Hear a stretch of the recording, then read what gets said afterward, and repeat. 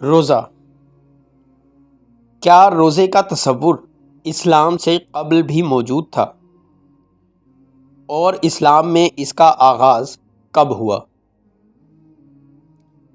مکہ یا مدینہ میں اسلام کی آمد سے قبل بھی روزہ رکھنے کا رواج تھا، لیکن اس کے قواعد و ضوابط ویسے نہیں تھے جو اسلام کی جانب سے دیے گئے تھے۔ اگرچہ پیغمبر اسلام روزہ رکھتے تھے، لیکن اسلام کے ابتدائی دور میں مسلمانوں پر 30 روزے رکھنا لازم نہیں تھا۔ روزے اسلام میں سن 2 ہجری یعنی پیغمبر اسلام کی مکہ سے مدینہ ہجرت کے دوسرے سال فرض قرار دیے گئے، جس کے بعد سے پوری دنیا میں مسلمان روزہ رکھتے آ رہے ہیں۔ مسلمانوں کے علاوہ روزے کی طرح پورا دن فاقہ کرنے کا مذہبی عمل یہودیوں اور دیگر کئی مذہبی گروہوں میں بھی موجود تھا، لیکن روزہ اسلام کے 5 بنیادی ارکان میں سے ایک ہے، اور باقی 4 بالترتیب توحید، نماز، زکوٰۃ اور حج ہیں۔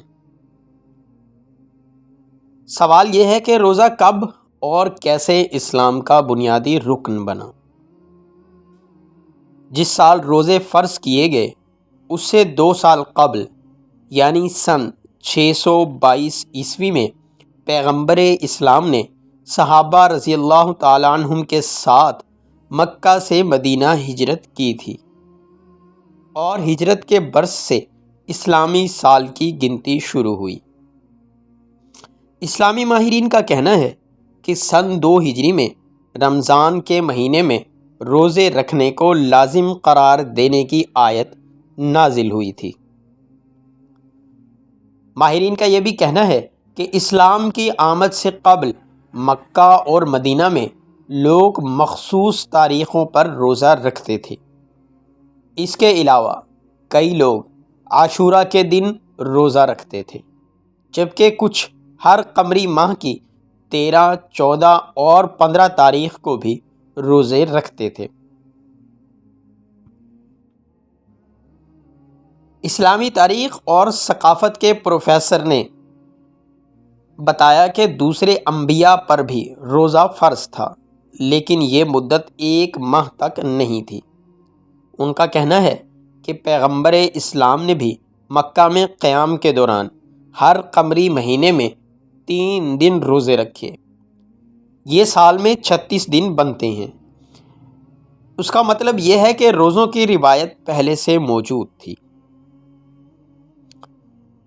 انہوں نے اسلامی تاریخ کا حوالہ دیتے ہوئے کہا کہ حضرت آدم علیہ السلام کے زمانے میں مہینے میں 3 دن روزے رکھے جاتے تھے، جبکہ حضرت موسیٰ علیہ السلام نے ابتدا میں 30 دن کوہ طور پر روزے رکھے تھے۔ بعد میں مزید 10 دن کا اضافہ کرتے ہوئے انہوں نے لگاتار 40 روزے رکھے۔ پہلے انبیاء پر 30 دن کا روزہ رکھنا فرض نہیں تھا۔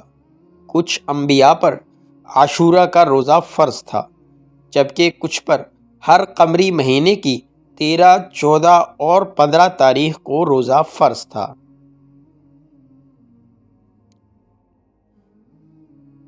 مدینہ کی طرف ہجرت کے بعد جب پیغمبر اسلام نے دیکھا کہ مدینہ والے عاشورہ یعنی محرم کی 10 تاریخ کو روزہ رکھتے ہیں، تو آپ نے پوچھا کہ تم روزہ کیوں رکھتے ہو؟ ان لوگوں نے جواب دیا کہ اس دن خدا نے حضرت موسیٰ علیہ السلام کو فرعون کے چنگل سے آزاد کیا، اس لیے ہم روزہ رکھتے ہیں۔ حضرت موسیٰ علیہ السلام کے زمانے میں بھی عاشورہ کا روزہ رکھا جاتا تھا، لیکن 30 دن کے روزے صرف پیغمبر اسلام کے دور میں فرض کیے گئے تھے۔ سن 2 ہجری 624 عیسوی میں قرآن کی آیت کے ذریعے مسلمانوں پر روزے فرض کیے گئے۔